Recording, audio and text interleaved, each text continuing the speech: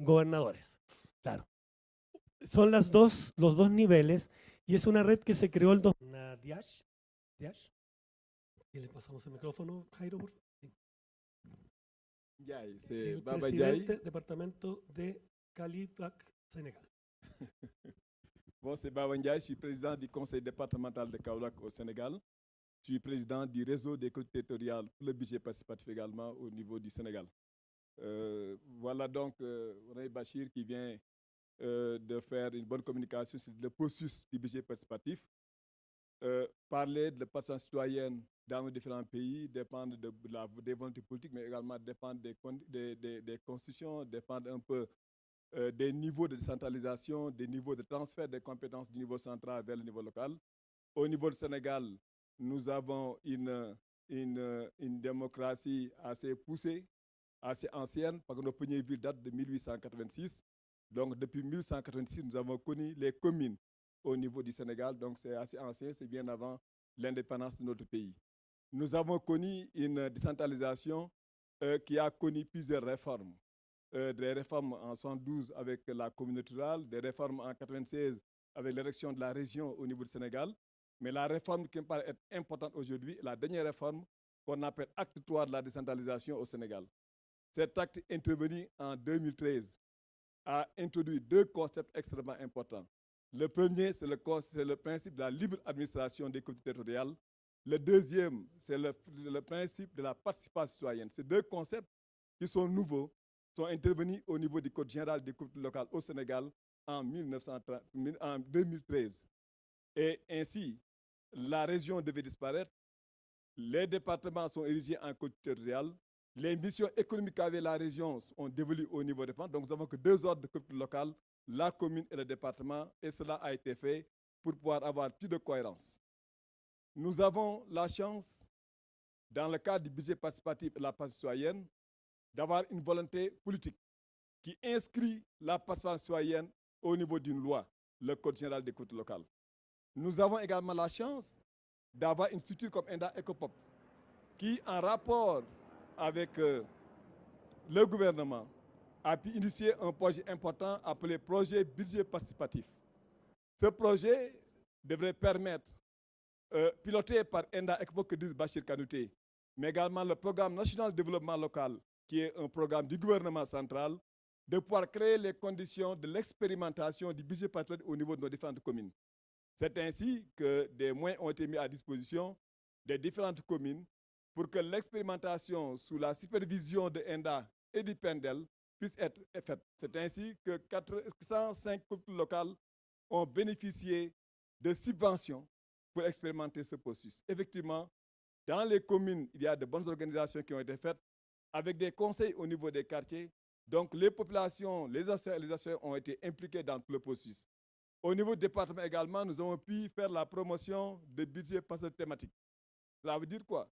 Si au niveau de l'éducation, par exemple, qui fait partie des compétences qui sont transférées à la collectivité territoriale, nous voulons développer un projet de budget participatif.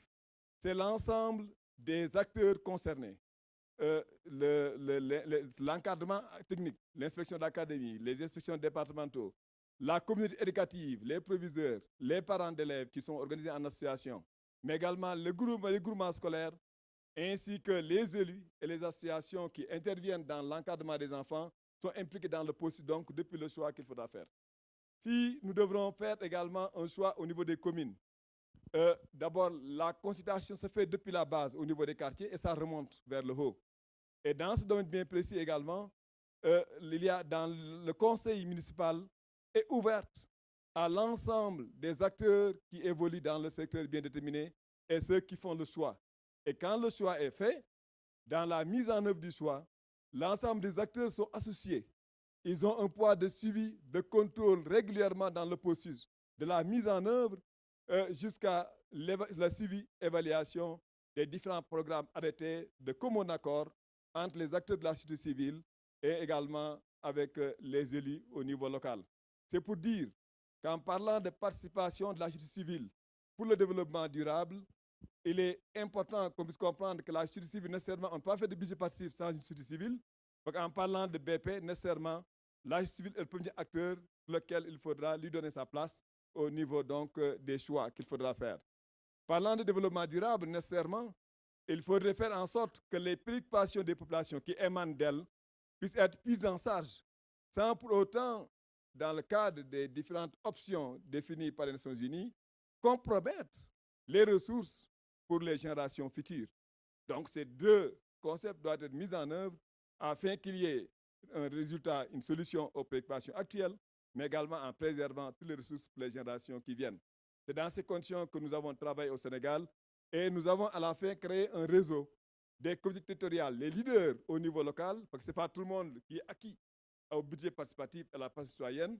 Donc, nous qui croyons à cela, nous avons créé un réseau extrême composé de 80 communes et de 35 départements sur les 42 que compte le Sénégal pour pouvoir faire la promotion du développement local, la promotion de la participation citoyenne, l'implication des acteurs de développement dans tout le processus effectivement du BP. Voilà un peu ce que nous avons fait au Sénégal, mais nous avons bénéficié d'abord d'un cadre juridique important, d'une volonté politique réelle inscrite au niveau de la loi dans le cadre du Code général des collectivités locales, une volonté réelle de l'État qui, en rapport avec les organisations indépendantes telles qu'ECOPOC, a pu faire la promotion du BP sur 105 collectivités territoriales, mais également cette volonté entre les différents leaders qui croient à la participation citoyenne pour plus de transparence, plus d'efficacité, plus d'efficience dans la gestion des affaires publiques, de pouvoir nous construire en réseau pour être beaucoup plus puissants, beaucoup plus forts et faire la promotion au niveau national.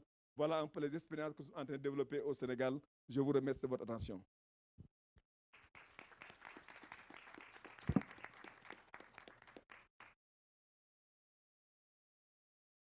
Muchas